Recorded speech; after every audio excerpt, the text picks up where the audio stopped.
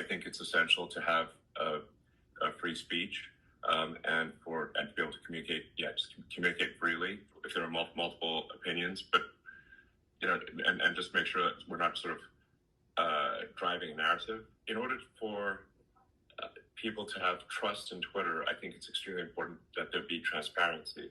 I think Twitter, in terms of like serious issues, can be a lot better in informing people about serious issues.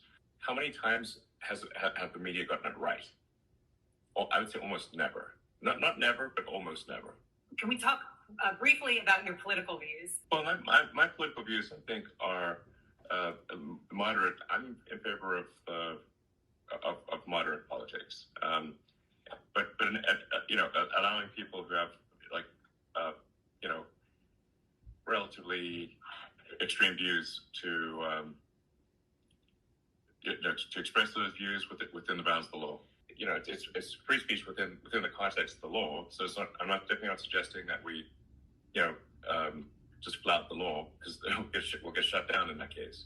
And I think there's also there's freedom of speech and freedom of reach. So I think people should be allowed to say pretty outrageous things that are within the bounds of the law, but then they don't it doesn't get amplified. It doesn't get a ton of reach.